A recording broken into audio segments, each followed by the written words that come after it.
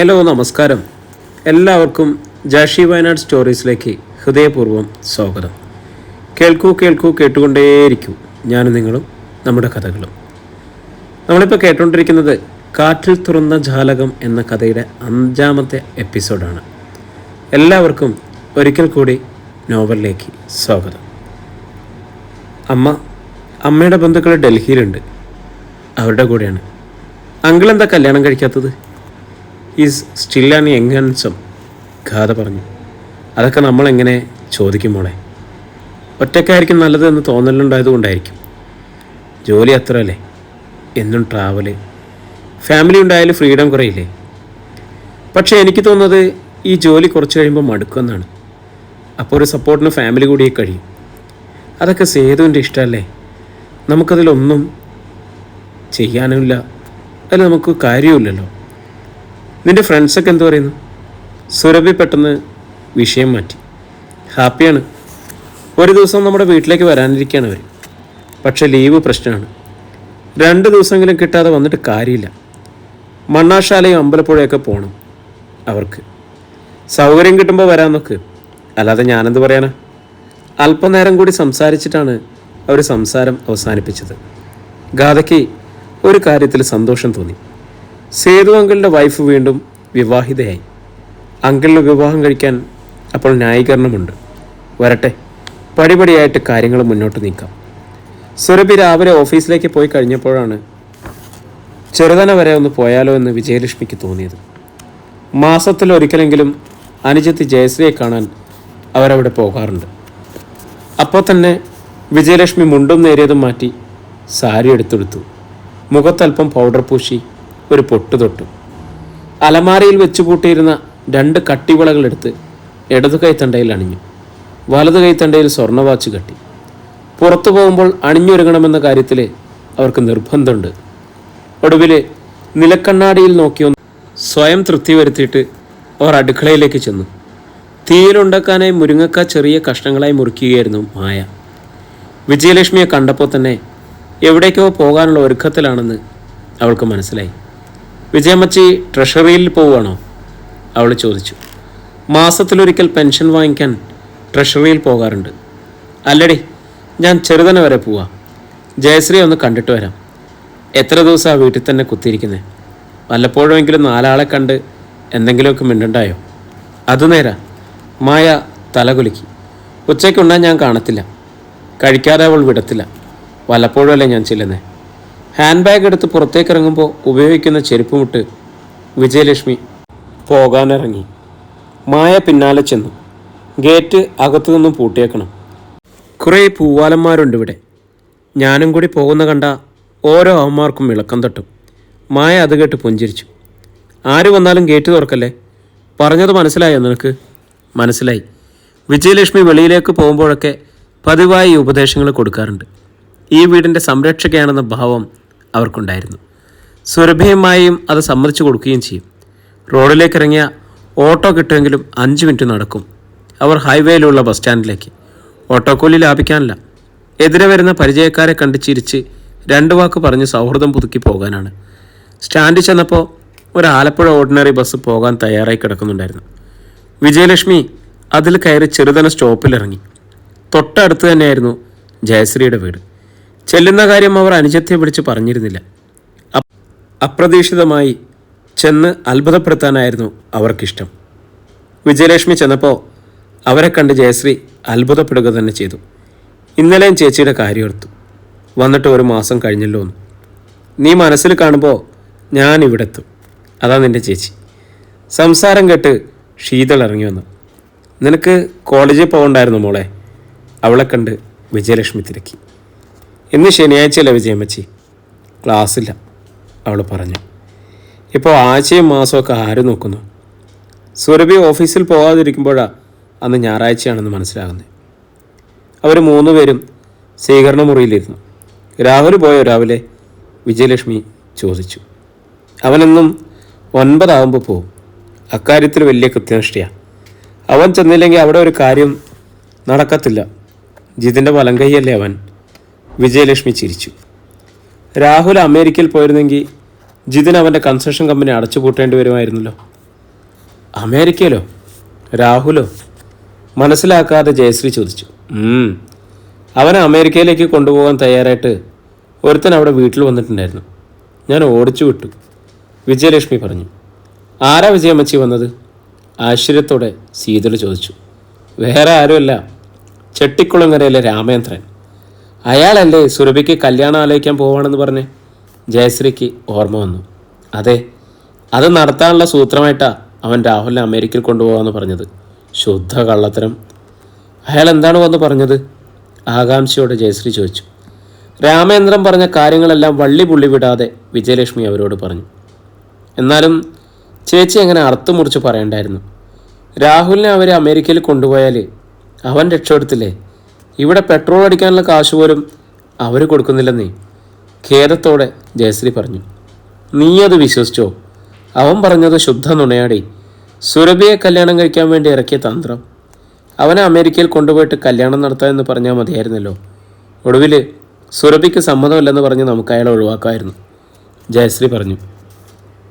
അതെ വിജയമ്മച്ചി, അയാളുടെ മക്കൾ രണ്ടുപേരും അമേരിക്കയിലാണല്ലോ. അപ്പോൾ അയാൾ പറഞ്ഞത് നുണയാകാൻ വഴിയില്ല. ഇവിടെ പിള്ളേർ കളിച്ച് നടക്കുന്ന രാഹുലേട്ടന് ഡോക്ടറായ ഗാഥച്ചേച്ചിയെ കിട്ടുമെന്ന് വിചാരിക്കുന്നുണ്ടോ? അമേരിക്കയിൽ ജോലിയുള്ള എഞ്ചിനീയർ ആകുമ്പോൾ ധൈര്യമായിട്ട് നമുക്ക് ചെന്ന് ഗാഥച്ചേച്ചിയെ ചോദിക്കാം. അതിൽ ഒരന്തസ്സുണ്ട്, ശീതള പറഞ്ഞു. അതും കൂടി കേട്ടപ്പോൾ അബദ്ധം പറ്റിയോളെ പോലെ വിജയലക്ഷ്മി ഇരുന്നു. പോയ ബുദ്ധി ഇനി പിടിച്ചാൽ കിട്ടുമോ മോളെ? വിഷണ്ണയായി അവൾ ചോദിച്ചു. ബുദ്ധി അങ്ങനെ പോയിട്ടൊന്നുമില്ല. ഇന്നല്ലെങ്കിൽ നാളെ അയാളെ വിളിച്ച് വിജയമ്മച്ചി ഒന്ന് സംസാരിക്കും, എന്നിട്ട് അയാളെ നമ്മുടെ വഴിക്ക് വരുത്ത്, ശീതൾ പറഞ്ഞു. അതിനിപ്പോൾ അവൻ്റെ നമ്പർ എനിക്ക് അറിയത്തില്ലല്ലോ മോളെ. വിജയലക്ഷ്മി രക്ഷപ്പെടാൻ നോക്കി. തട്ടാരമ്പലത്തിലെ അമ്മണിച്ചേച്ചിയുടെ ബന്ധുവല്ലേ അയാൾ? ഞാൻ വിളിച്ച് നമ്പർ മേടിച്ചു തരാം. വിജയലക്ഷ്മി വെട്ടിലായി. അപ്പോൾ തന്നെ അമ്മണിച്ചേച്ചിയെ ജയശ്രീ വിളിച്ചു. വിശേഷങ്ങൾ ചോദിക്കുന്നതിനിടയിൽ അവൾ പ്രൊഫസർ രാമചന്ദ്രൻ്റെ നമ്പർ ചോദിച്ചു വാങ്ങി. ഞാൻ വിളിക്കുന്നത് നല്ലത് നീ വിളിക്കുന്നതാ, കാരണം ഞാനന്ന് ഇത്തിരി കടുപ്പിച്ച് അവനോട് സംസാരിച്ചത്, വിജയലക്ഷ്മി പറഞ്ഞു. ജയശ്രീ ഒരു നിമിഷം നിന്ന് ആലോചിച്ചു. ചേച്ചി പറഞ്ഞതാണ് ശരിയെന്ന് അവൾക്ക് തോന്നി. ആവശ്യക്കാരി ഞാനാണല്ലോ. മാത്രമല്ല, ഇനിയുള്ള കാര്യങ്ങൾ മൂന്നാമതൊരാളിൽ കൂടി നടത്തുന്നതിലും നല്ലത് നേരിട്ടാവുന്നതാണ്. രാമേന്ദ്രൻ്റെ നമ്പറിൽ ജയശ്രീ വിളിച്ചു. ഉടൻ തന്നെ അയാൾ കോൾ എടുത്തു. അവൾ മാറിയിരുന്നു. ഹലോ, രാമേന്ദ്രൻ ചേട്ടനല്ലേ? അവൾ ചോദിച്ചു. അതെ, ഞാൻ ജയശ്രീയാ, ചെറുതനയിലെ. അത്ഭുതമായിരിക്കണമല്ലോ. ഞാൻ ജയശ്രീയുടെ കാര്യം ഇന്നലെ ഓർത്തതേ ഉള്ളൂ. എന്തിനാ കള്ളം പറയണേ? ഹരിപ്പാട്ട് വരെ വന്നിട്ട് എന്നെ ഒന്ന് കാണുകയോ വിളിക്കുകയോ ചെയ്യാത്ത ആളാ. എന്നിട്ടിപ്പോൾ പറയുക എന്നെ ഓർത്തായിരുന്നെന്ന്. ജയശ്രീ ഒന്ന് തിരിഞ്ഞു നോക്കി. സ്വീകരണ മുറിയിലിരുന്നു കൊണ്ട് എന്തോ സംസാരിക്കുന്നുണ്ടായിരുന്നു വിജയലക്ഷ്മിയും സീതളും. അവർ ശ്രദ്ധിക്കാതിരിക്കാൻ വേണ്ടി അവൾ സിറ്റൗട്ടിൽ നിന്ന് മുറ്റത്തേക്ക് ഇറങ്ങി. ഞാൻ ഹരിപ്പാട്ട് വന്നെന്ന് ആര് പറഞ്ഞു? ഫോൺ ചെയ്തപ്പോൾ എല്ലാ കാര്യങ്ങളും വിജയചേച്ചി എന്നോട് പറഞ്ഞു. ചേച്ചി എന്നെ തെറ്റിദ്ധരിച്ചെന്ന് തോന്നുന്നു. സത്യത്തിൽ ഞാൻ ജയശ്രീയുടെ വീട്ടിലേക്കായിരുന്നു വരേണ്ടിയിരുന്നത്. ഒന്നുമില്ലെങ്കിലും നമ്മളല്ലേ അമ്മ വഴിയുള്ള ബന്ധുക്കൾ, രാമേന്ദ്രൻ പറഞ്ഞു. ഞാനൊരു കാര്യം ചോദിച്ചാൽ ചേട്ടൻ സത്യം പറയോ? ജയശ്രീ ചോദിച്ചു. എന്താണ്? സുരഭിയെ കല്യാണം കഴിക്കണമെന്ന് മനസ്സിൽ വല്ല ഉദ്ദേശം ഉണ്ടായിരുന്നോ? നിന്നോട് തുറന്നു പറയുന്നതിൽ എനിക്കൊരു ബുദ്ധിമുട്ടുമില്ല ജയെ. എനിക്ക് അങ്ങനെ ഒരു ആഗ്രഹമുണ്ട്, അയാൾ പറഞ്ഞു. ഓ, ആ ആഗ്രഹത്തിലൊരു തെറ്റൂലേ? അവൾ സർക്കാർ സർവീസിൽ അസിസ്റ്റൻ്റ് എക്സിക്യൂട്ടീവ് എഞ്ചിനീയർ അല്ലേ? അവളുടെ പദവിക്കത്തെ ഒരു ആലോചന വന്നാൽ നോക്കാമെന്ന് അവളുടെ മനസ്സിലുണ്ട്. ചേട്ടൻ UGC പ്രൊഫസറായിരുന്നില്ലേ? നിങ്ങളെല്ലാം കൊണ്ടും ചേരും. നിനക്കെന്നെ സഹായിക്കാൻ പറ്റുമെങ്കിൽ പകരം ഞാൻ എന്തും ചെയ്തു തരും. ഇതെൻ്റെ വാക്കാ, അയാൾ പ്രതീക്ഷയോടെ പറഞ്ഞു. എൻ്റെ മോൻ രാഹുലിനൊന്ന് രക്ഷപ്പെടുത്തണം, അതുമാത്രമേ എനിക്ക് ആഗ്രഹമുള്ളൂ. ചേച്ചിയോട് ഞാൻ ആ കാര്യം സൂചിപ്പിച്ചിരുന്നേ. എൻ്റെ 2 മക്കളും അമേരിക്കയിലല്ലേ. ജയയുടെ മോനെ അവരങ്ങ് കൊണ്ടുപോകും. മതിയോ? മതി ചേട്ടാ. എന്നാൽ സൗകര്യം പോലെ ഞാനൊരു ദിവസം അങ്ങോട്ട് വരാം. അതിരിക്കട്ടെ, നിൻ്റെ ഹസ്ബൻഡ് ഇപ്പോഴും സൗദിയിലല്ലേ? അയാൾ ചോദിച്ചു. അതെ, വന്നിട്ട് പോയിട്ടിപ്പോൾ 3 മാസം കഴിഞ്ഞതേ ഉള്ളൂ. ശരി, വിളിച്ചിട്ട് ഞാനൊരു ദിവസം വരാം. അങ്ങനെ ആവട്ടെ. അയാൾ കോൾ കട്ട് ചെയ്തു. ഭാഗ്യങ്ങൾ വരുന്ന വഴിയേ, ജയശ്രീ അത്ഭുതപ്പെട്ടു. അവൾ ഉത്സാഹത്തോടെ വീട്ടിലേക്ക് കയറി. മെഡിക്കൽ കോളേജ് സർജറി വിഭാഗം അസോസിയേറ്റ് പ്രൊഫസർ ഡോക്ടർ സെബാസ്റ്റ്യൻ വട്ടവളയുടെ ക്യാബിന് മുന്നിൽ അവർ 5 പേരും രാവിലെ 9 മണിക്ക് മുമ്പ് ഹാജരായി. ഗാഥയും ധന്യമുണ്ടായിരുന്നു 5 പേരുടെ ആ യൂണിറ്റിൽ. അടുത്ത 2 മാസം സർജറി വിഭാഗത്തിലാണ് അവരുടെ ഇൻറ്റേൺഷിപ്പ്. എല്ലാവർക്കും പേടിയാണ് ഡോക്ടർ സെബാസ്റ്റ്യനെ. വലിയ കർക്കശക്കാരനാണ്, പെരുമാറ്റത്തിലൊരു മായമില്ല, വെട്ടൊന്ന് മുറി 2 എന്ന സ്വഭാവക്കാരൻ, സർജറി ഡിപ്പാർട്ട്മെൻറ്റ് വിറപ്പിച്ച് നിർത്തുവൻ. പക്ഷേ ഡോക്ടർ സെബാസ്റ്റ്യൻ വട്ടോളയെ പോലെ ഒരു പ്രഗത്ഭനായ ഒരു സർജൻ അടുത്ത കാലത്തൊന്നും മെഡിക്കൽ കോളേജിൽ ഉണ്ടായിട്ടില്ല. എത്ര സങ്കീർണമായ ശസ്ത്രക്രിയയും ഏറ്റെടുക്കും, അടുത്തൊന്ന് വേണ്ടുന്ന നിർദ്ദേശങ്ങൾ കൊടുക്കുകയുള്ളൂ. ജൂനിയർ ഡോക്ടർമാർ അത് ഭംഗിയായി നിർവഹിക്കും. കൃത്യം 9 ആയപ്പോൾ വെളുത്തു മെലിഞ്ഞ് നല്ല ഉയരമുള്ള ഡോക്ടർ സെബാസ്റ്റ്യൻ ആഗതനായി. ഇടതൂർന്ന മുടി ചെവികൾക്ക് മുകളിൽ മാത്രമേ നരച്ചിട്ടുണ്ടായിരുന്നുള്ളൂ. പുറത്ത് വിനീത വിധേയരായി നിന്നിരുന്ന കൊച്ചു ഡോക്ടർമാർ ഒന്ന് നോക്കിയിട്ട് അദ്ദേഹം ഗൗരവഭാവത്തിൽ മുറിയിലേക്ക് കയറിപ്പോയി. 5 മിനിറ്റ് നേരം അവർ കാത്തുനിന്നു. അകത്തേക്ക് കയറി ചെന്നാലോ? അരുൺ ചോദിച്ചു. അനുവാദം കൂടാതെ ചെന്നാൽ പുള്ളിക്ക് ഇഷ്ടപ്പെട്ടില്ലെങ്കിലോ? കിഷോർ സംശയിച്ചു. എത്ര നേരം നമ്മളിങ്ങനെ നിൽക്കും? ചെല്ലാം, കൊല്ലുന്നെങ്കിൽ കൊല്ലട്ടെ, ധൈര്യത്തോടെ തന്നെ പറഞ്ഞു. അതെ, നമ്മൾ പേഷ്യൻ്റൊന്നും അല്ലല്ലോ, ഇവിടെ ട്രെയിനിങ്ങിന് വന്നവരല്ലേ, ഗാഥ പറഞ്ഞു. എന്നാൽ വാ ചെല്ലാം. അജാസ് എല്ലാവരെയും ഒന്ന് നോക്കി. അവർ 5 പേരും റൂമിൻ്റെ വാതിലിന് മുന്നിലേക്ക് ചെന്നു. Sir, may we come in? കഴിയുന്നതും ഭവ്യതയോടെ ഗാഥ ചോദിച്ചു. നോക്കിക്കൊണ്ടിരുന്ന കടലാസിൽ നിന്നും തലയുയർത്തി ഡോക്ടർ സെബാസ്റ്റ്യൻ അവരെ നോക്കി. യെസ്, അദ്ദേഹം പറഞ്ഞു. 5 പേരും അദ്ദേഹത്തിൻ്റെ മേശയുടെ മുന്നിൽ ചെന്ന് നിന്നു. സർ, വി ആർ ഇന്ത്യൻസ്, ഗാഥ പറഞ്ഞു. അവരുടെ കയ്യിലുണ്ടായിരുന്ന പേപ്പറിന് നേരെ അദ്ദേഹം കൈനീട്ടി. ആ 5 പേരെയും അന്നു മുതൽ സർജറി വിഭാഗത്തിലേക്ക് അലോട്ട് ചെയ്യുന്ന ഓഫീസ് ഓർഡർ ആയിരുന്നു അത്. അവൾ ആ കടലേസ് അദ്ദേഹത്തിന് നീട്ടി. Your name? അത് വായിച്ചു നോക്കിയിട്ട് അദ്ദേഹം ചോദിച്ചു. ഗാഥ ഗിരീഷ്, അവൾ പറഞ്ഞു. ബാക്കി 4 പേരുടെയും പേരുകൾ ചോദിച്ച് അദ്ദേഹം മനസ്സിലാക്കി.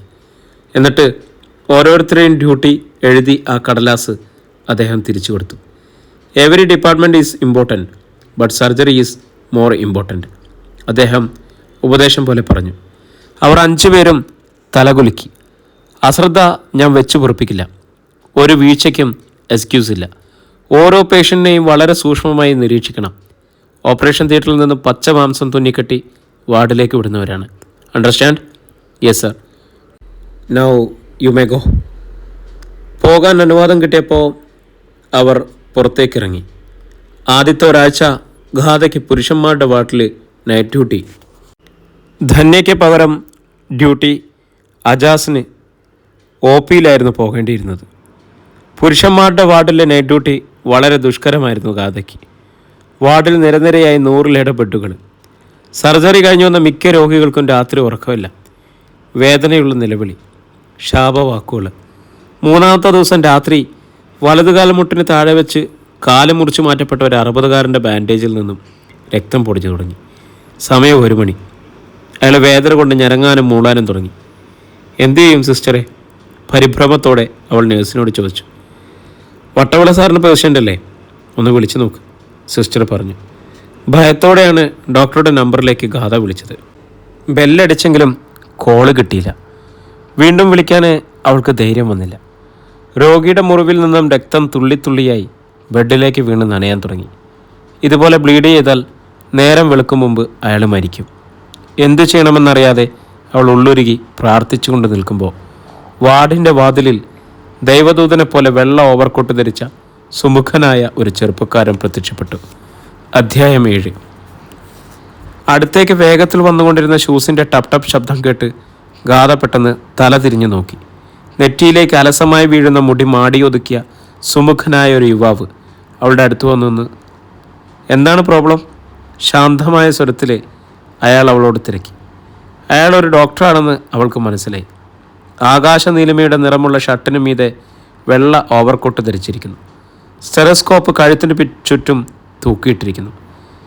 ഇതിന്ന് സർജറി കഴിഞ്ഞ പേഷ്യൻ്റാണ്. Left leg അപ്റ്റേഷൻ. അരമണിക്കൂർ മുമ്പ് വൂണ്ടിൽ നിന്നും ബ്ലീഡിങ് തുടങ്ങി. അത് കൂടുകയാണ്. പരിഭ്രമത്തോടെ അവൾ പറഞ്ഞു. അയാൾ പെട്ടെന്ന് കുനിഞ്ഞു നിന്ന് രോഗിയുടെ മുറിച്ചു മാറ്റപ്പെട്ട ഇടതുകാല് പരിശോധിച്ചു. രോഗി ഞരങ്ങുകയും മൂളുകയും ചെയ്യുന്നുണ്ടായിരുന്നു. ഭംഗിയായി ബാൻഡേജ് ചെയ്തിരുന്ന മുറിവിൽ നിന്നും രക്തം പൊടിഞ്ഞ് ബെഡ്ഷീറ്റിൽ ചുവന്ന നനവ് പടരുന്നുണ്ടായിരുന്നു. അയാൾ രോഗിയുടെ കൺപോള വിടർത്തി നോക്കി കൈത്തണ്ടയിൽ പിടിച്ച് പൾസ് ശ്രദ്ധിച്ചു. സിസ്റ്ററെ, BP നോക്ക്, അയാൾ പറഞ്ഞു. നേഴ്സ് വേഗം ചെന്ന് BP മോണിറ്റർ എടുത്തുകൊണ്ട് വന്നു. നമുക്ക് HP ഒന്ന് നോക്കണം. ബ്ലീഡിങ് തുടങ്ങിയിട്ട് കുറച്ച് നേരമായെന്നല്ലേ പറഞ്ഞത്? അയാൾ ഖാദയോട് ചോദിച്ചു. അതെ, പക്ഷേ ഈ നേരത്തെ ലാബ്? അവൾ സംശയിച്ചു. അതൊക്കെ നമുക്ക് നോക്കാം. അതിനു മുമ്പ് ബ്ലഡ് അറേഞ്ച് ചെയ്യണം. ഇയാളുടെ ഏത് ബ്ലഡ് ഗ്രൂപ്പാണ്? അവൾ വേഗം കേസ് ചാർട്ട് നോക്കി. B പോസിറ്റീവ് ആണ്. അപ്പോഴേക്കും സിസ്റ്റർ BP നോക്കിക്കഴിഞ്ഞു. 170 അവർ പറഞ്ഞു. വെരി ലോ, ബ്ലഡ് കൊടുക്കണം ഇമ്മീഡിയറ്റ്ലി. ഞാൻ ബ്ലഡ് ബാങ്കിൽ പോയിട്ട് വരാം. അയാൾ വാർഡിൽ നിന്നും പുറത്തേക്ക് നടന്നു. ഗാഥയ്ക്ക് അല്പം ആശ്വാസം അനുഭവപ്പെട്ടു. ഈ രക്ഷകൻ എത്തിയിരിക്കുന്നു. പക്ഷേ ആരാണ് ഈ ചെറുപ്പക്കാരൻ? ആരാണ് ചേച്ചി ഇപ്പോൾ വന്ന ആൾ? അവൾ നേഴ്സിനോട് ചോദിച്ചു. അറിയത്തില്ല, ഞാൻ ഗൈനക്കിലായിരുന്നു. ഈ വാർഡിൽ വന്നിട്ട് ഒരാഴ്ച ആവുന്നേ ഉള്ളൂ. മുമ്പ് കണ്ടിട്ടില്ല, സിസ്റ്റർ പറഞ്ഞു. എന്തായാലും ഡോക്ടർ തന്നെ ആയിരിക്കുമല്ലോ, വിശ്വാസത്തോടെ ഗാഥ പറഞ്ഞു. പക്ഷേ ഡ്യൂട്ടി ഡോക്ടർ ആണെന്ന് തോന്നുന്നില്ല. നെയിം ബാഡ്ജ് ഇല്ലല്ലോ. അത് ശരിയാണ്. വെള്ള ഓവർകോട്ടും സ്റ്റെറോസ്കോപ്പും മാത്രമാണ് ഡോക്ടറാണെന്ന് വിശ്വസിക്കാനുള്ള അടയാളങ്ങൾ. ഉടൻ തന്നെ ഒരു ബാഗ് ബ്ലഡുമായിട്ട് അയാൾ വന്നു. അപ്പോഴേക്കും സിസ്റ്റർ ട്രിപ്പ് സ്റ്റാൻഡ് എടുത്തുകൊണ്ടുവന്ന് അയാൾ തന്നെ രോഗിയുടെ കൈത്തണ്ടയിലേക്ക് ട്യൂബ് ഘടിപ്പിച്ചു. തുള്ളിത്തുള്ളിയായ രക്തം രോഗിയുടെ ധമനികളിലേക്ക് പ്രവേശിക്കാൻ തുടങ്ങി. രോഗി അപ്പോഴും ഞരങ്ങുകയും മൂളുകയും ചെയ്യുന്നുണ്ടായിരുന്നു. നമുക്കൊരു സെഡേഷൻ കൂടി കൊടുക്കാം. പാവം ഉറങ്ങിക്കോട്ടെ, വേദന അറിയില്ല. ഷർട്ടിൻ്റെ പോക്കറ്റിൽ നിന്നും അയാൾ ഒരു പേനയെടുത്ത് രോഗിയുടെ കേസ് ഷീറ്റിൽ എന്തൊക്കെയോ എഴുതി. ഞാൻ എഴുതിയിട്ടുണ്ട്, ഒരു ഇഞ്ചക്ഷൻ കൊടുത്തേക്ക്, അയാൾ പറഞ്ഞു. കേസ് ഷീറ്റ് നോക്കിയിട്ട് സിസ്റ്റർ അപ്പോൾ തന്നെ ഡ്യൂട്ടി റൂമിലേക്ക് പോയി. അയാൾ ഗാഥയെ നോക്കിയൊന്ന് പുഞ്ചിരിച്ചു. ഇൻറ്റേൺഷിപ്പാണല്ലേ? അയാൾ ചോദിച്ചു. യെസ്, അവൾ പറഞ്ഞു. പേരെന്താണ്? ഗാഥ. ഇൻറ്റേൺഷിപ്പിൻ്റെ സമയത്ത് ഇതുപോലെ നൈറ്റ് ഡ്യൂട്ടിയിൽ ചില എമർജൻസികൾ എനിക്കും ഉണ്ടായിട്ടുണ്ട്. പേടിച്ച് വിറച്ചിട്ടുണ്ട്. അതൊക്കെ ഒരു എക്സ്പീരിയൻസ് ആണ്. അതൊക്കെ ഫേസ് ചെയ്ത് കഴിഞ്ഞാലേ നമ്മുടെ പേടി മാറും. സിസ്റ്റർ അപ്പോൾ സിറിഞ്ചുമായി വന്ന് ആ രോഗിക്ക് ഒരു ഇഞ്ചക്ഷൻ കൊടുത്തു. നമ്മൾ പേഷ്യൻറ്റിന് എന്ത് ചെയ്താലും അത് കേസ് ഷീറ്റിൽ എഴുതിയിടണം. കയ്യിലൊരു പേന എപ്പോഴും ഉണ്ടാവണം, അയാൾ പറഞ്ഞു. മനസ്സിലായി എന്ന മട്ടിൽ ഗാഥ മെല്ലെ തലകുലുക്കി. Okay, carry on. ഞാൻ വെറുതെ ഒന്ന് വന്നതേ ഉള്ളൂ. അയാൾ പോകാനായി തിരിഞ്ഞു. 1 മിനിറ്റ് പ്ലീസ്, അവൾ പെട്ടെന്ന് പറഞ്ഞു. അയാൾ പോകാതെ നിന്നു. May I know your name? Sooraj Kumar. പുഞ്ചിരിയോടെ അയാൾ പറഞ്ഞു. Duty doctor? നോ, PG എന്ന. PG എന്നാൽ പോസ്റ്റ് ഗ്രാജുവേറ്റഡ് സ്റ്റുഡൻറ്റ്.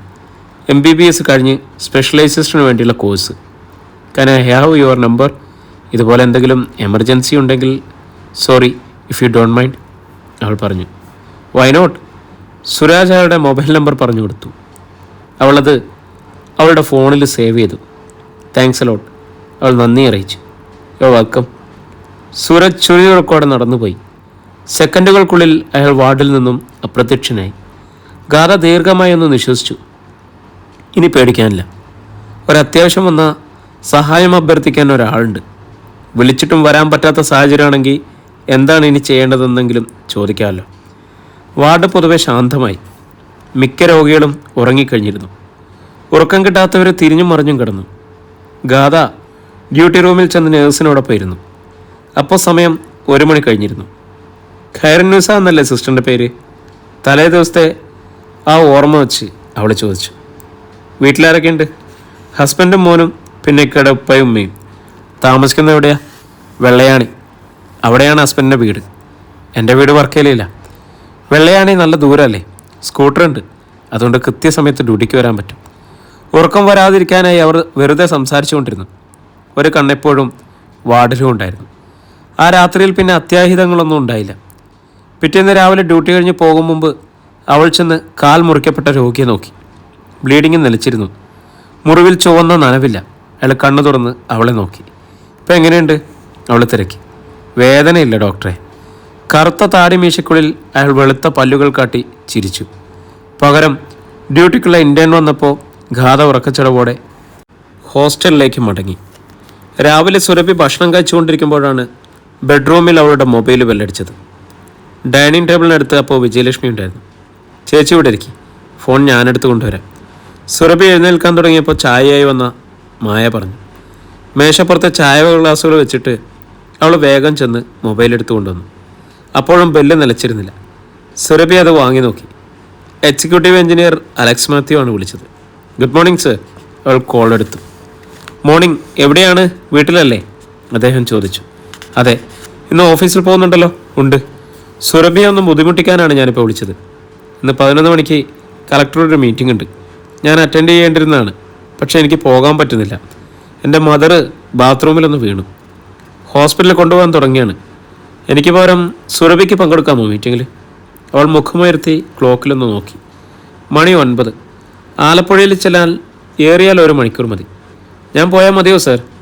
അവൾ ചോദിച്ചു. മതി. നമ്മുടെ ഡിപ്പാർട്ട്മെൻറ്റിൻ്റെ റെപ്രസെൻറ്റേഷൻ ഉണ്ടാവണമെന്നല്ലേ? ഫ്ലഡ് കൺട്രോളിനെ കുറിച്ചാണ്. എന്താണ് പറയേണ്ടതെന്ന് സുരഭിക്ക് അറിയാമല്ലോ. അറിയാം sir. Anu, you can handle this. അതുകൊണ്ടാണ് വേറെ ആരോടും പറയാത്തത്. ഞാൻ പോകാം സർ. അവളേറ്റു. Thank you. എൻ്റെ ഓഫീസിൽ കയറിയിട്ട് വേണം പോകാൻ. കഴിഞ്ഞ വർഷങ്ങളിൽ നമ്മളെടുത്ത പ്രിക്കോഷൻസ് എന്തൊക്കെയാണെന്ന് ലിസ്റ്റ് ചെയ്ത് ഒരു പ്രിൻ്റ് ഔട്ട് സൂപ്രണ്ട് തരും. അതൊന്ന് ഓടിച്ച് വായിച്ചിട്ട് പോയാൽ എളുപ്പമായിരിക്കും, അദ്ദേഹം പറഞ്ഞു. ശരി സർ. കോള് കട്ടായി. സുരഭി മൊബൈൽ മേശപ്പുറത്തേക്ക് വെച്ചു. ആരായിരുന്നു? അലസം മട്ടിലെല്ലാം കേട്ടുകൊണ്ടിരുന്ന വിജയലക്ഷ്മി ചോദിച്ചു. ഓഫീസിൽ നിന്നായിരുന്നു ചേച്ചി. ആലപ്പുഴയിൽ ഒരു കോൺഫറൻസ് ഉണ്ട്, അതിന് പോകണമെന്ന് അറിയിച്ചതാണ്. അപ്പോൾ ഉച്ചയ്ക്ക് കഴിക്കണത് അവിടെ നിന്നാണോ ചേച്ചി? മായ ചോദിച്ചു. ലേറ്റായാൽ അവിടുന്ന് കഴിക്കും, അല്ലെങ്കിൽ ഞാനിങ്ങ് വരും. ഭക്ഷണം കഴിച്ച് സുരഭി എഴുന്നേറ്റ് കൈ കഴുകി. ഓഫീസിലേക്ക് പോകാൻ വേഷം ധരിച്ചിരുന്നു അവൾ. ബെഡ്റൂമിൽ നിന്നും ഹാൻഡ് ബാഗും എടുത്ത് ചെന്ന് കാറിൽ കയറുമ്പോഴാണ് ഗാഥയുടെ വിളി വന്നത്. ആ സമയത്ത് അവൾ സാധാരണ വിളിക്കാറില്ലായിരുന്നു. കാറിലിരുന്നു കൊണ്ട് തന്നെ അവൾ കോളെടുത്തു. എന്താ മോളെ? ഓഫീസിൽ പോകാറായോ? ഗാഥ ചോദിച്ചു. ആലപ്പുഴയിൽ പോകണം, അതിനിറങ്ങി. കാറിൽ കയറിയതേ ഉള്ളൂ. ഒരു 5 മിനിറ്റ് സംസാരിക്കാമോ? അതിനുള്ള സമയമുണ്ടോ? പിന്നെന്താ, പറ മോളെ. 5 അല്ല, 10 മിനിറ്റ് സംസാരിക്കാനുള്ള സമയമുണ്ട്. അല്ലെങ്കിൽ തന്നെ എന്തോ അത്യാവശ്യമുള്ളത് കൊണ്ടല്ലേ അവളിപ്പോൾ വിളിച്ചത്.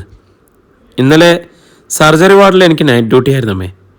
പാതിരാത്രിയായപ്പോൾ ഒരു ഭയങ്കര സംഭവം ഉണ്ടായി. എന്താ സംഭവം? അല്പം ഒരു ഭയത്തോടെ സുരഭി ചോദിച്ചു. 19 വയസ്സുള്ള ഒരു പുരുഷൻ്റെ ഇടതുകാലെ ഇന്നലെ സർജറി ചെയ്ത് മുറിച്ചു മാറ്റിയിരുന്നു. രാത്രിയായപ്പോൾ മുറിവിൽ നിന്നും ബ്ലീഡിങ് തുടങ്ങി. എന്ത് ചെയ്യണമെന്നറിയാതെ എനിക്കൊരു ഐഡിയ ഇല്ലായിരുന്നു. അയാളാണെങ്കിൽ വേദന എടുത്ത് കരച്ചിലും. എന്നിട്ട് ഉത്കണ്ഠയോടെ സുരഭി ചോദിച്ചു. അപ്പോഴാ ദൈവം അയച്ചതുപോലെ ഒരാൾ. സൂരജ്കുമാർ വന്നതും അയാൾ ചെയ്തതൊക്കെ ഗാഥ വാചാലമായി അമ്മയോട് പറഞ്ഞു. നമ്മൾ ഫസ്റ്റ് ക്ലാസ്സോടെ MBBS പാസ്സായതുകൊണ്ട് മാത്രം കാര്യമില്ല മോളെ. ബുക്ക് നോക്കിയും വായിച്ചും പഠിച്ചതും ക്ലാസ് റൂമിൽ കേട്ടതും മാത്രമല്ല ശരിക്കുള്ള അറിവ്. അത് അനുഭവത്തിൽ കൂടിയാണ് നേടേണ്ടത്. ഇനി ഇങ്ങനൊരു സിറ്റുവേഷൻ ഉണ്ടായാൽ നീ ഇത്രയും പേടിക്കോ? ഇല്ലമ്മേ. എന്താണ് അപ്പോൾ ചെയ്യേണ്ടതെന്ന് ഇപ്പോൾ എനിക്കൊരു ഐഡിയ ഉണ്ട്, ഗാഥ പറഞ്ഞു. സർജറിയിലാണോ ഈ സൂരജ് കുമാർ സ്പെഷ്യലൈസേഷൻ വേണ്ടി പഠിക്കുന്നത്? സുരഭി ചോദിച്ചു. ആയിരിക്കണം. അതുകൊണ്ടല്ലേ സർജറി വാർഡിൽ വന്നത്. എവിടാണ് ആ കുട്ടിയുടെ വീട്? അതൊന്നും ഞാൻ ചോദിച്ചില്ല. അതിനുള്ള സാഹചര്യം അല്ലായിരുന്നു അപ്പോൾ, അവൾ പറഞ്ഞു. അത് സാരല്ല, ഞാൻ ചോദിച്ചെന്നേ ഉള്ളൂ. ജീവിതത്തിൽ നമുക്ക് അപ്രതീക്ഷിതമായി പലരുടെയും സഹായം കിട്ടിയെന്ന് വരും മോളെ. അവരെയൊന്നും മറക്കരുത്. അതൊക്കെ ഓരോരോ പാഠങ്ങളാണ്. ഞാൻ പറഞ്ഞത് നിനക്ക് മനസ്സിലായോ? സുരഭി ചോദിച്ചു. അമ്മ എന്താണ് ഉദ്ദേശിച്ചത്? ആരെങ്കിലും സഹായിക്കാൻ നമുക്കൊരു ചാൻസ് കിട്ടിയാൽ നിശ്ചയം അത് ഉപയോഗിക്കണം. നീയൊരു ഡോക്ടറല്ലേ, നിനക്ക് അത്തരം ഒരുപാട് അവസരങ്ങൾ കിട്ടും. ഡോക്ടർ ദൈവമല്ല, പക്ഷെ ദൈവത്തിൻ്റെ പ്രതിനിധികളാണ്. മനസ്സിലായമ്മേ? പോകാൻ ധൃതിയാണെന്നറിയാം. രാത്രി ഡ്യൂട്ടി ആയിരിക്കും, വിളിക്കാൻ സമയം കിട്ടില്ല. സേതുവെങ്കിൽ പിന്നെ വിളിച്ചോ? ഇല്ല, നല്ല തിരക്കുള്ള ആളല്ലേ. ഞാൻ അങ്ങോട്ടും വിളിച്ചില്ല. സമയം കിട്ടുമ്പോൾ ഇങ്ങോട്ട് വിളിക്കാതിരിക്കില്ല. ശരിയമ്മേ, വെച്ചോ. ഞാൻ ഉറങ്ങാൻ പോവാണ്. രാത്രി മുഴുവൻ ഉറക്കമൊഴിക്കാനുള്ളതല്ലേ.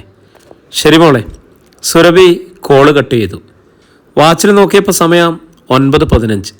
സാരമില്ല, 1 മണിക്കൂറിനകം ആലപ്പുഴയിലെത്താൻ പറ്റും. കളക്ട്രേറ്റ് ബിൽഡിങ്ങിൽ തന്നെയാണ് എക്സിക്യൂട്ടീവ് എഞ്ചിനീയറുടെ ഓഫീസ്. സുരഭി കാറ് മുന്നോട്ടെടുത്തു. വണ്ടി ഗേറ്റ് കടന്ന് പുറത്തിറങ്ങിയപ്പോൾ മായ ചെന്ന് ഗേറ്റടിച്ചു. ഉള്ളിൽ നിന്നും കുറ്റിയിട്ടു. ഗാഥ ഉച്ചവരെ കിടന്നുറങ്ങി. അത് കഴിഞ്ഞ് മെസ്സി ചെന്ന് ഭക്ഷണം കഴിച്ചു. ധന്യയ്ക്കും സർജറിയിൽ OP ഡ്യൂട്ടിയിലാണ്. രോഷ്ണിക്ക് കമ്മ്യൂണിറ്റി മെഡിസിനിലും. ഇനി അവരെ അടുത്ത് കിട്ടണമെങ്കിൽ നൈറ്റ് ഡ്യൂട്ടിയുടെ പീരീഡ് കഴിയണം.